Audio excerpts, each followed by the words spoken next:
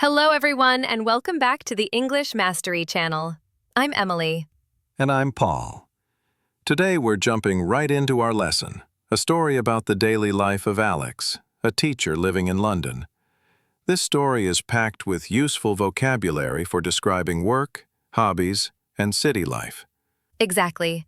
Let's begin our story with part 1, Alex's roots and his calling. Our story begins with Alex himself. He was born right here in London, a true city native. But there's a lovely twist to his heritage. His parents actually came from Scotland. They moved to London before Alex was born, seeking new opportunities. So, he carries a little bit of that Scottish charm, even though he's a Londoner through and through. A Londoner with a Scottish soul. So he's lived in this big city all his life then. That's quite something. Absolutely. He's a true city dweller, intimately familiar with every hidden alleyway and bustling market. And what does this proud Londoner do for a living? Well, Alex works as an English teacher at a high school right here in London. An English teacher. That makes perfect sense. He must be very articulate. That must be a really rewarding profession, especially in a city as diverse as London. It truly is. He absolutely loves his job. And it's not just a job for him, it's a calling, a genuine passion. He enjoys nothing more than helping students learn, seeing that spark of understanding in their eyes. He believes that language is a bridge, and he's dedicated to building those bridges for his students. That's a beautiful way to think about teaching. Building bridges. So his passion for language is clear. But teaching in a big city like London, I imagine he faces the classic London challenge, the commute. This brings us to part 2, the daily commute, a journey through the city's veins. You're spot on. His apartment is actually quite far from his school. So, every single day, without fail, he commutes to the school by underground. For our international listeners, that's the London Tube, the iconic subway system that runs beneath the city streets. Ah, the tube. I imagine it's not the most serene start to an English teacher's day. Far from it. He describes the morning commute as quite the experience. The underground is incredibly crowded. Sometimes, he says, it feels like everyone in London is on the underground with him. You know, with people packed like sardines. Packed like sardines. That's a perfect idiom. Everyone crammed in, shoulder to shoulder, no personal space whatsoever. It's a real test of patience, isn't it? It absolutely is. He jokes that sometimes he feels like he's doing a yoga pose just to hold on to the pole. But even in that crowded environment, Alex tries to find moments of quiet observation. He watches the diverse faces, hears snippets of conversations in different languages. It's a snapshot of London's vibrant multiculturalism, even if it's a very close-up snapshot. That's a very positive outlook on something many of us dread. It shows his teacher's mind at work, always observing, always learning. So he navigates the bustling tube. But his journey into connection doesn't end there, does it? He met someone very special. This brings us to part 3, Love in London, a special connection. Indeed. 2 years ago, something truly wonderful happened. Alex met Julia, the star of our previous podcast, at a community center. It wasn't a fancy club or a bustling pub. It was a place focused on bringing people together. A community center. That's a lovely, wholesome setting for a romance to bloom. So, what was his first impression? He remembers it so vividly. When he saw her, he says he thought she was special. There was just something about her energy, her smile, her curious questions about London. He admits it freely. It was love at first sight. Love at first sight. That's the stuff of movies, isn't it? So they connected instantly then. Absolutely. They talked and laughed a lot that day. Just hours flew by, sharing stories, discovering common interests, joking about their different accents. A few months later, they started dating, and the rest, as they say, is history. A truly heartwarming origin story. It sounds like they bring out the best in each other. And we know from Julia's story about their special ritual. Would you mind reminding our listeners about that? Oh, their ritual. Every Thursday, without fail, Julia and Alex do something special. They call it Themed Thursdays. It's their sacred midweek break, a chance to really connect after their busy weeks. Themed Thursdays. I recall Julia mentioning the flour explosions when they attempted New York bagels. Yes, those are the best nights. And sometimes they just settle down for a cozy movie night. Maybe a classic film Alex wants to introduce Julia to, or a new blockbuster Julia's been dying to see. The theme is always about shared experience. They always have so much fun on these nights. It sounds like the perfect balance to their busy individual lives. It shows the importance of making time for connection. So, when he's not busy teaching or with Julia, what does Alex do for himself? This leads us to part 4. Alex's personal passions, exploring London and beyond. When he's not working or with Julia, Alex is a man of many passions. He loves to read books. And he's not just a casual reader, he devours books, exploring different genres and authors. A true intellectual. Does he have a favorite spot for reading? Sometimes he reads at home in his comfortable armchair, but on weekends, if the weather is nice, you might find him in one of London's beautiful parks. He'll find a quiet bench under a tree and lose himself in a story. It's his way of escaping the city's hustle and bustle for a little while. That's a lovely image. London's parks are truly magnificent. Does his love for the city extend to exploring its history? Absolutely. On weekends, he often enjoys exploring different parts of London.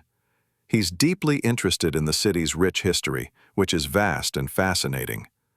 So, he sometimes visits museums or historical landmarks. What kind of landmarks particularly capture his imagination? He's fascinated by the Tower of London. Not just the dark stories, but the sheer span of history it represents. He loves wandering through the British Museum, discovering artifacts from ancient civilizations. And he's recently taken a keen interest in the hidden Roman walls that still stand in parts of the city. He finds immense joy in connecting with the past. That's truly wonderful. London is a treasure trove for history buffs. But he's not all history and quiet reading, is he? I'm sure he has a more active side. Oh, definitely. He also loves to play football with his friends at a local park. For our international listeners, remember, in the UK, football means soccer. He's quite a keen player, loves the teamwork and the competitive spirit. A good kickabout with mates, essential for many. So he's active. What else does he do outdoors? If the weather is particularly nice, which, let's be honest, isn't always the case in London, he might go for a bike ride along the River Thames. He loves the views, the feeling of the wind in his hair, and the unique perspective it gives him of the city. Or he might visit one of the city's famous markets, like Borough Market, to soak up the atmosphere and grab some fresh produce. Borough Market is fantastic. I love that. So he's fully embracing London life, but does he ever get out of the city?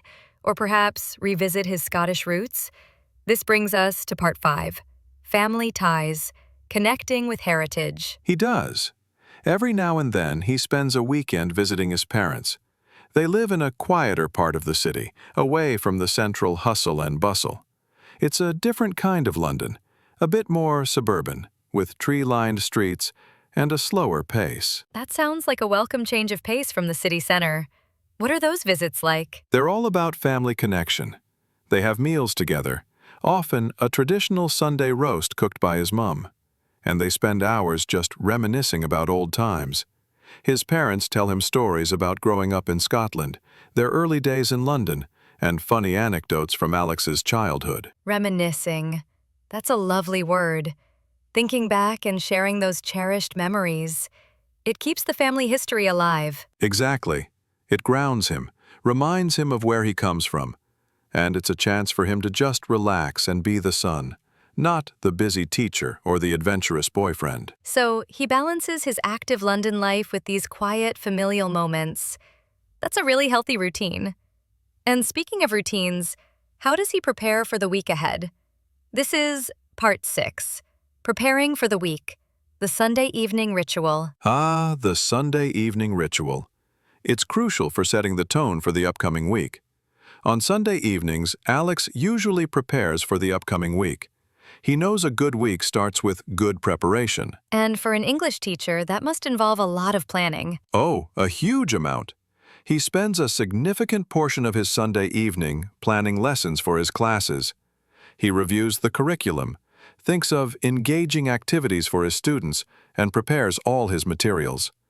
He wants to make sure every lesson is clear, fun, and impactful. That dedication really shows through.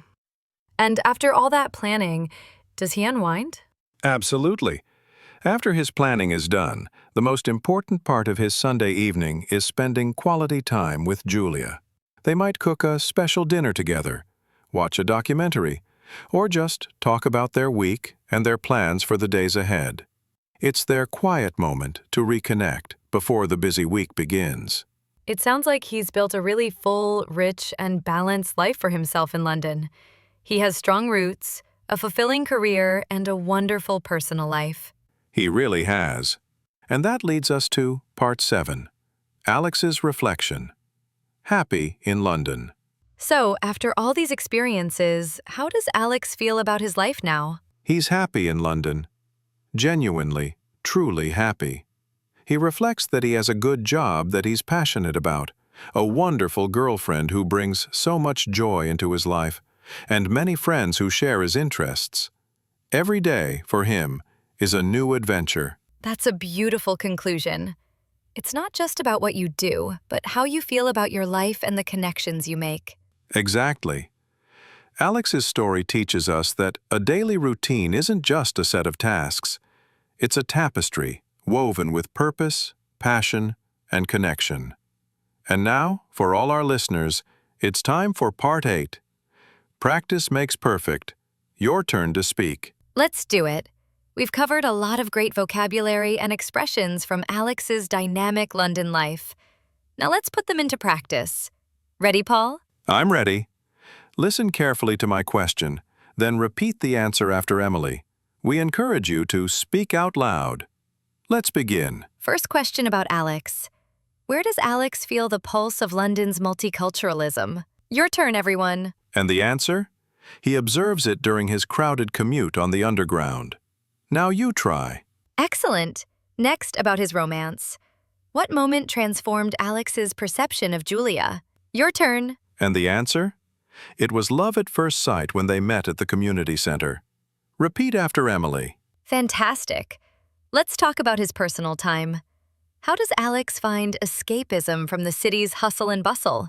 Your turn. You've actively engaged with Alex's story and practiced some fantastic vocabulary. We truly hope this journey into Alex's life has enriched your English skills. Well said, Emily. And to all of you who have listened and practiced with us today, thank you for your dedication. We'd love to hear from you. In the comments below, tell us about one exciting part of your daily routine or a hobby you're passionate about. What a great question. We can't wait to read your answers and learn about your lives.